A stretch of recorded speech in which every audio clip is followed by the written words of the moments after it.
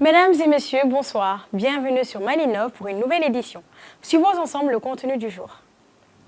À suivre ce soir, Scholar, un système de gestion des établissements scolaires et académiques développé par la start-up Aralabs. Le système se veut être un outil d'automatisation de toutes les tâches ainsi que la structuration des établissements d'enseignement. Les détails dans un instant. Invité du 90e numéro de Malinov, Louis Koné, cofondateur de l'entreprise Open Technology qui offre des systèmes de gestion GPS sur différents types d'engins.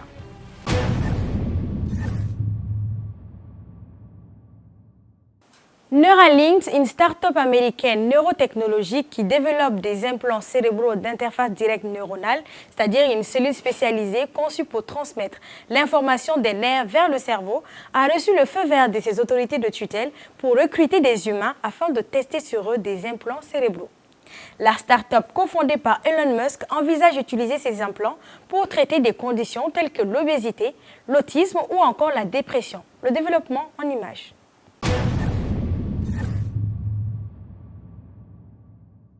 À la surprise générale, Neuralink, la start-up du milliardaire Elon Musk, spécialisée dans les implants cérébraux, vient d'obtenir l'approbation d'un comité d'examen indépendant pour lancer son tout premier essai clinique sur des humains. Elon Musk va pouvoir implanter des puces dans des cerveaux de cobayes humains. Leur objectif est clair, aider les personnes souffrant de paralysie due à des blessures de la moelle épinière cervicale ou à la maladie de Charcot qui trouble le système nerveux.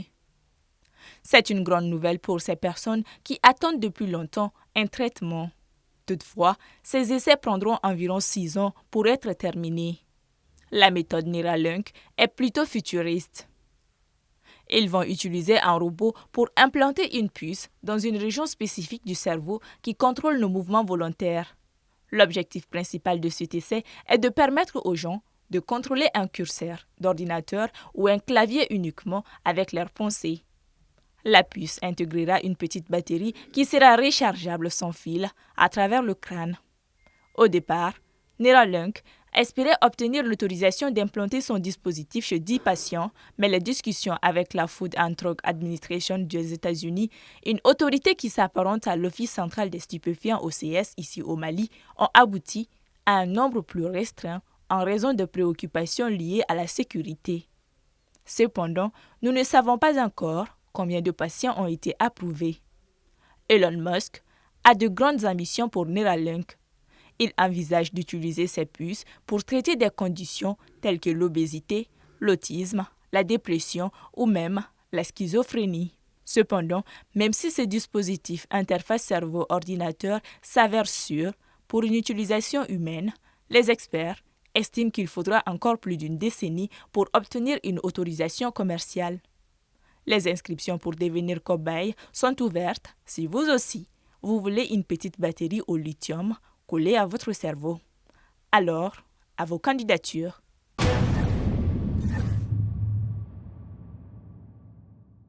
La start-up innovante du jour est installée entre Libreville au Gabon, N'Djamena au Tchad et Bamako. Nommée Aralabs, la société évolue dans le déploiement de solutions technologiques. Son dernier produit est un logiciel de gestion des écoles qui génère automatiquement les bulletins et relevés de notes, les inscriptions, paiements, emploi du temps et bien d'autres. On en sait plus dans le développement.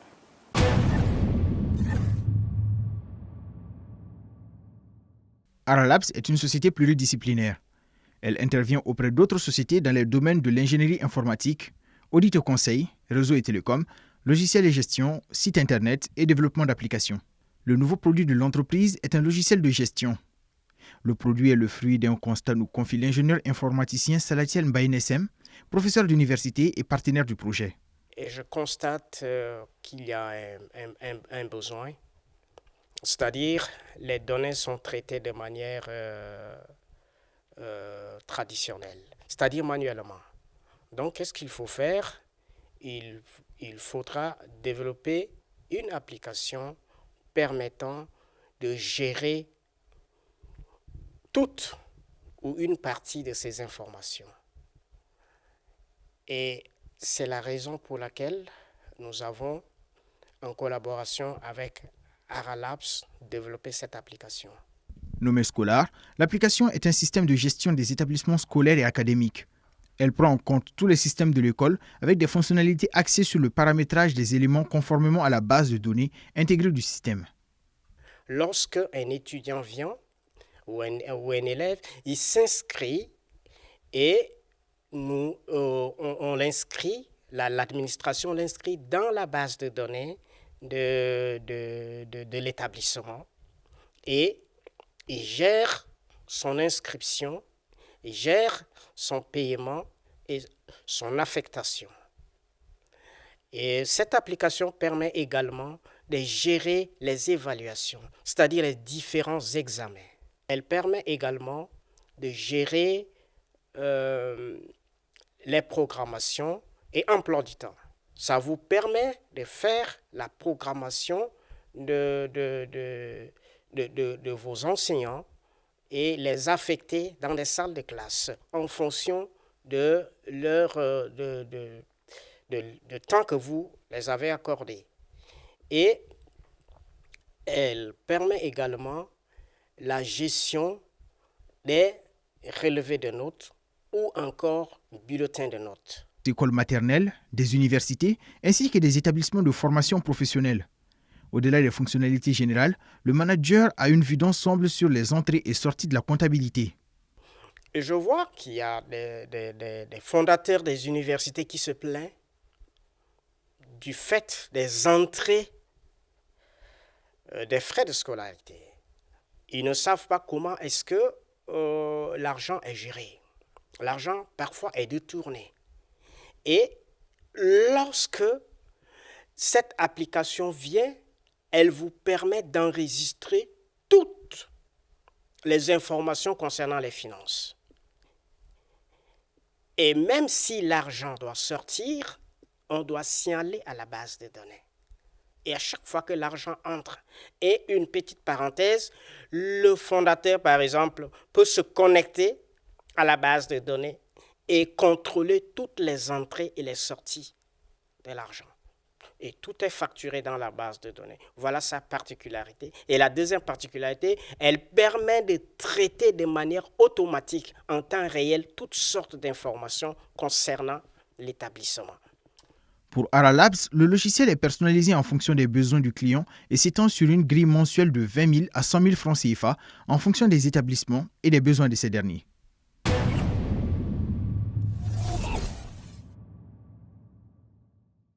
À présent, retrouvons notre invité du jour. Il s'agit de M. Louis Koné, cofondateur de la start-up Open Technology. A tout de suite.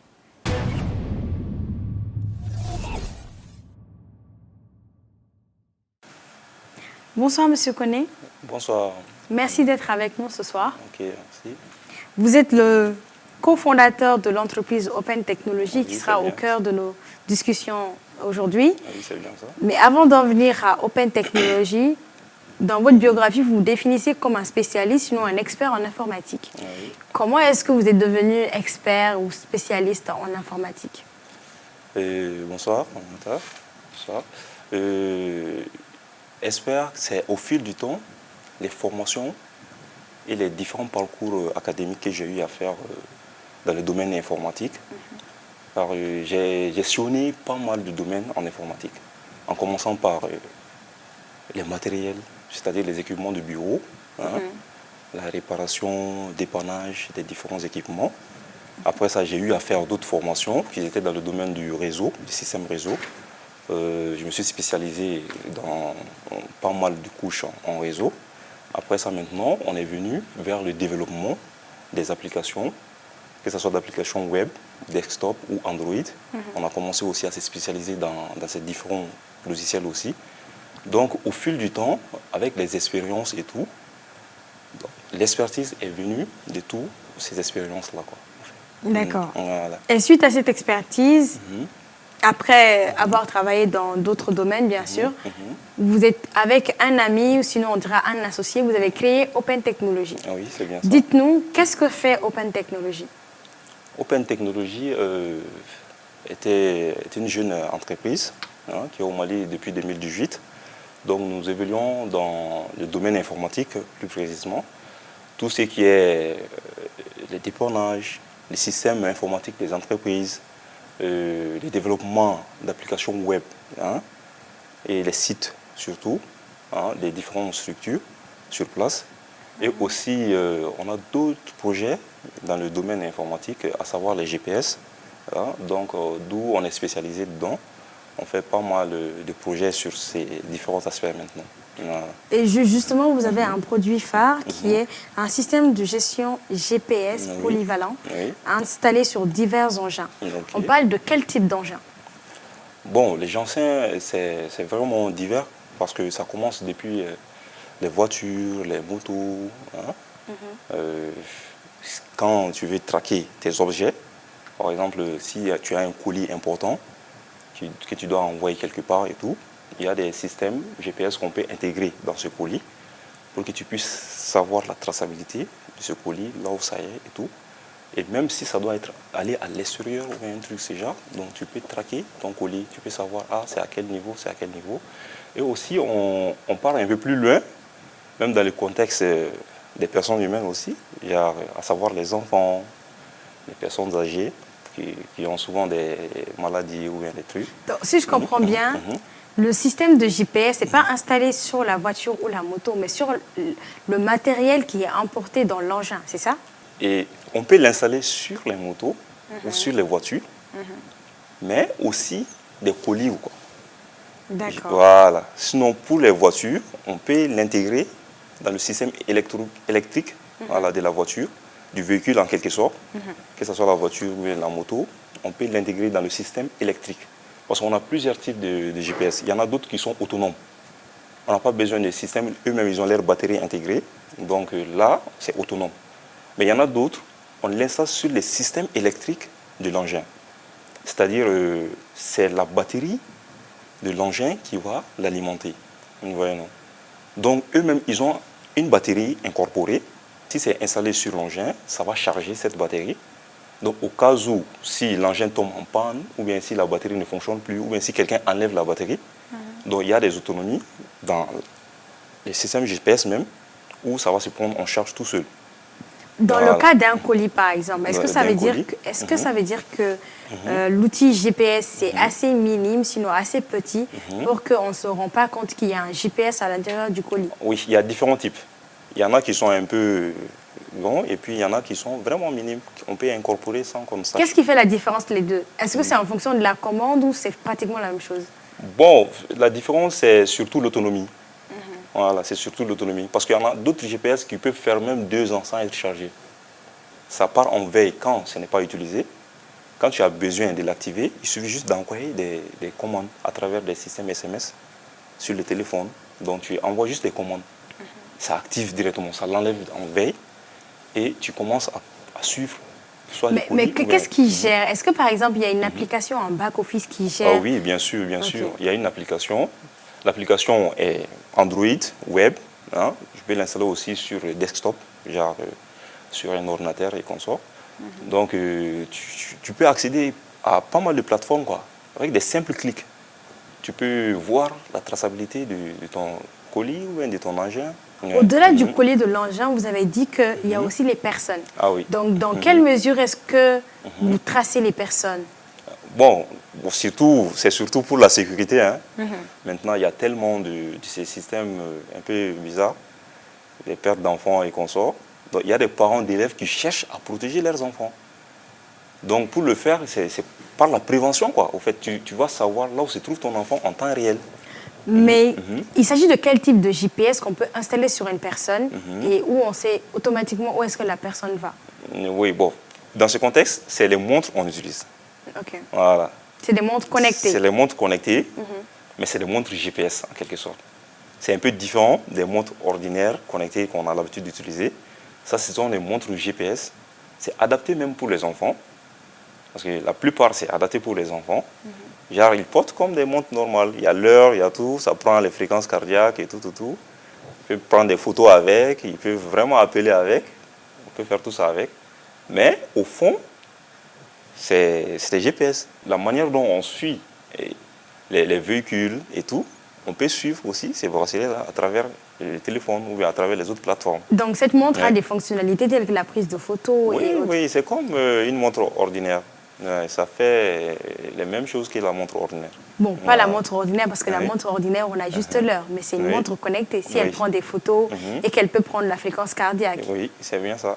Ok. Voilà. Mais maintenant, à partir de ce moment-là, ça veut dire que la personne est consciente qu'elle a un GPS installé ou pas forcément? Pas forcément, parce que dans le cadre des enfants, peut-être eux-mêmes, ils ne connaissent pas encore ces systèmes. Voilà. Donc, c'est les parents qui vont vouloir faire ça pour protéger les enfants, pour pouvoir les suivre sur les chemins de l'école. Hein, et savoir, Et en général, ce type de système, vous le faites pour les parents qui le font pour leurs enfants ou bien pour les grandes personnes également? Bon, pour les grandes personnes, c'est aussi... Parce que souvent, il y a des grandes personnes. Bon, je prends l'exemple dans les cas de maladies, par exemple. Il y en a qui perdent la tête, ou bien qui ont des maladies d'Alzheimer et consorts. Souvent, j'ai vu beaucoup de cas comme ça. Ces Ok, personnes-là qui souffrent de sortent... troubles souffrent de troubles psychiatriques. Psychiatrique, voilà. Ils sortent, ils ne se retrouvent même plus. Ils ne parviennent même plus à retourner à la maison. Donc, il y a beaucoup de ces cas-là qui existent. Donc, dans ces cas-là, voilà, c'est les parents sollicitent ce type de système. Les parents sollicitent ce type de système pour pouvoir suivre leurs parents. Quand Et ils donc, en sortent, back-office, il y a une personne qui gère sur son application. sur son application. Voilà. Mais dites-nous, est-ce que vous le faites dans le cadre de l'anonymat, par exemple? Dans le cadre de... L'anonymat. Vous avez eu à signaler que c'est pour la sécurité. Oui. Mais est-ce qu'il y a des gens qui en viennent à demander ce type de système pour d'autres personnes dans le sens de l'anonymat? Bon, dans ce cadre, notre responsabilité est dégagée au moment où, quand on vend la GPS, on signe des termes avec la personne. Ce que vous allez en faire, là, c'est à vous de... C'est la responsabilité de Voilà, l'acheteur. c'est la responsabilité de l'acheteur, en fait. D'accord. Voilà. Alors, au-delà de ce système de gestion GPS, vous faites également du marketing digital. Oui, Et à côté, vous faites la création et la gestion de systèmes ERP. oui. Quel est l'apport d'un système ERP pour une entreprise qui l'achète ou sinon, est-ce que c'est utilisé par des particuliers, par exemple? Oui, les systèmes ERP, c'est Enterprise Resource Planning. Genre, c'est des systèmes, c'est des applications qu'on développe pour des entreprises pour qu'ils puissent prendre en charge la gestion de leur entreprise, par exemple. Ça peut aller de ressources humaines jusqu'à la vente des produits et consorts. Genre, ça aide vraiment les entreprises à pouvoir organiser et à structurer leur entreprise, en fait. Ok. Donc, c'est comme si informatiser le système qu'ils ont en place. Voilà. D'accord. Ça peut aller jusqu'à sur le système web ou desktop ou Android. D'accord. Voilà. Alors, dans la liste de GPS que vous avez eu à citer, on a parlé des personnes, on a parlé de motos, on a parlé de voitures, mais on n'a pas parlé de téléphone. Est-ce qu'il y a ce volet-là, puisque vous parlez d'application qui est installée sur téléphone? Oui, oui. Bon, ça, ce sont des projets en cours. Ce sont des projets que nous sommes en train de développer actuellement. Parce que même les téléphones aussi, il y a tellement de pertes de téléphones. Souvent, tu rentres dans les taxis, tu perds tu oublies ton téléphone dans les taxis, c'est fini. Ça tombe sur la moto, hop, c'est fini. Bon, on est en train de réfléchir. Nous sommes sur une application, on développe actuellement des applications là, genre pour pouvoir et traquer aussi son téléphone à travers le web ou des comptes quoi, en fait. Quand tu as le compte et l'application installée sur le téléphone, c'est lié à notre base de données et directement, même si ça se perd, tu peux aller sur d'autres plateformes, sur notre plateforme plutôt, ou bien sur un autre téléphone, tu te connectes seulement et tu vas pouvoir détecter là où se trouve ton téléphone. Et l'application installée sur le téléphone va empêcher en quelque sorte d'éteindre le téléphone, ou bien de formater le téléphone, ou bien de réinitialiser le téléphone. Ok, donc voilà. ça va bloquer Ça tout va, le système. Voilà, ça va bloquer ces parties-là, parce que l'application va tourner en amont, en back, quoi, en back-end. Mais quand le téléphone, c'est une application qui est installée sur le téléphone, n'est-ce Ah oui, pas? c'est bien ça. Quand une personne, moi par exemple, je vous donne un exemple, c'est moi qui suis propriétaire du téléphone, j'ai acheté le logiciel avec vous, c'est installé sur mon téléphone. Ah oui. Une personne vole mon téléphone, comment est-ce que moi je fais pour l'activer? Voilà, parce que vous aurez un compte. Vous voyez un peu? Donc dans notre téléphone, je peux me connecter et bloquer le téléphone de l'autre côté. D'accord. Voilà. D'accord. C'est des systèmes qui vont vraiment permettre de prendre un peu le contrôle du téléphone, quoi. Genre l'empêcher. L'application qui sera installée sur le téléphone va déjà l'empêcher celui qui a trouvé le téléphone, voilà, de formater ou bien d'effacer les données ou bien de réinitialiser, parce que quand on prend un téléphone et qu'on réinitialise, là, ça barre tous les différentes informations qui sont là-dessus. Donc, en quelque sorte, l'application là, va bloquer, va empêcher tout ça. Maintenant, il y aura des portes pour pouvoir accéder au téléphone à travers le web ou à travers un autre téléphone que tu peux installer l'outil pour pouvoir suivre ton téléphone. Dites-nous, quelles sont les perceptions d'avenir pour l'entreprise Open Technology que vous avez, vous et votre associé, M. Abdul-Wahab Sidibé? Voilà. Bon, les perceptions et puis les projets d'avenir, c'est surtout parce qu'on a pas mal d'autres volets. Par exemple, vous avez mentionné marketing digital. On est toute une équipe, hein. Il y a pas mal d'autres jeunes avec lesquels on travaille. À part l'informatique directe, pure et simple, on fait pas mal d'autres trucs concernant le marketing. Donc on a digitalisé ça. Et puis tous les autres entreprises aussi, déjà prendre en charge leur système informatique, prendre en charge les systèmes informatiques d'une entreprise, ou bien faire la communication d'une autre entreprise. Donc, on est en équipe avec beaucoup d'autres jeunes avec lesquels on travaille. Et les projets phares qu'on a aussi, actuellement, nos produits GPS, on est en collaboration avec d'autres entreprises où nous, on fait les instructions ici, au Mali, et c'est eux qui font la conception du matériel. D'accord. Vous voyez un peu? Donc, on est en train de voir avec eux pour faire rescuire ça au Mali ici, en fait. Genre des endroits où on va fabriquer de bout en bout notre solution-là. D'accord. Ouais. Ok. Alors, je vous remercie pour ces informations. Et je rappelle que vous êtes M. Louis Koné, expert en informatique, cofondateur de l'entreprise Open Technology. Merci et c'est la fin de cette entrevue. Ok, merci, Anata.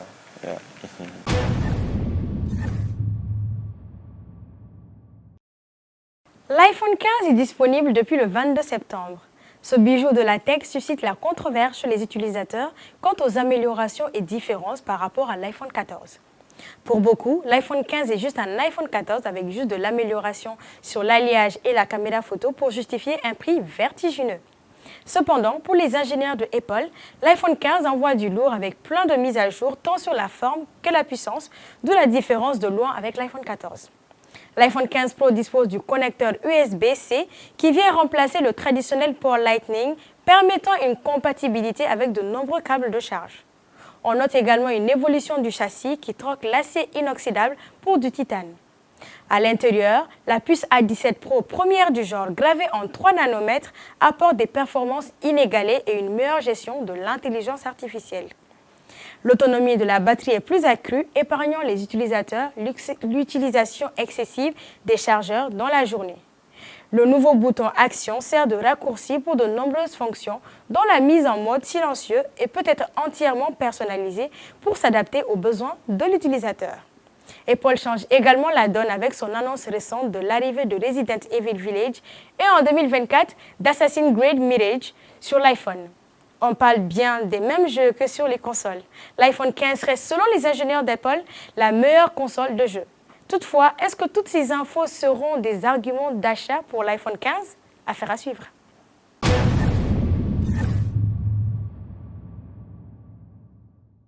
Scanner est devenu obligatoire pour tous. Le problème, c'est les tonnes d'applications proposées par les stores.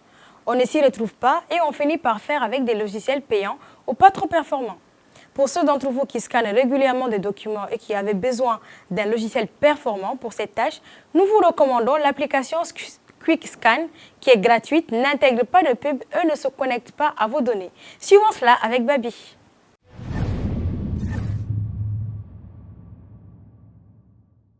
Afin d'utiliser QuickScan, rendez-vous dans le store et téléchargez l'application. C'est une appli scanner avec reconnaissance de texte simple à utiliser, à prendre en main et propose toutes les fonctions qu'on peut attendre d'un scanner complet. La reconnaissance de texte supporte plusieurs langues dont le français et cela permettra d'effectuer des recherches à l'intérieur des documents. Soit vous utilisez la caméra de votre appareil photo pour scanner, soit vous pouvez importer une photo de votre pellicule ou fichier par exemple pour le transformer en PDF avec OCR intégré. Et pour chaque document scanné, vous pouvez modifier le niveau de couleur ou de gris, la qualité de l'image, la taille du fichier, mais aussi ajouter votre signature pour citer une de nos précédentes astuces. Et c'est très pratique pour renvoyer un document signé par mail ou via n'importe quelle app de messagerie. Il est aussi possible de renommer automatiquement le fichier selon un format choisi par vous et d'exporter automatiquement vos fichiers scannés vers le service de stockage de votre choix. Bref, c'est une application gratuite, simple à utiliser et efficace pour scanner tous les documents qui, en plus de tout cela, embarque la reconnaissance de texte. Voici pour le tuto de cette semaine. Bye bye en attendant de nouveaux tutos.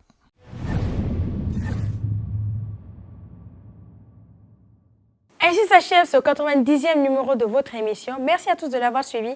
À bientôt sur la télé qui vous allume.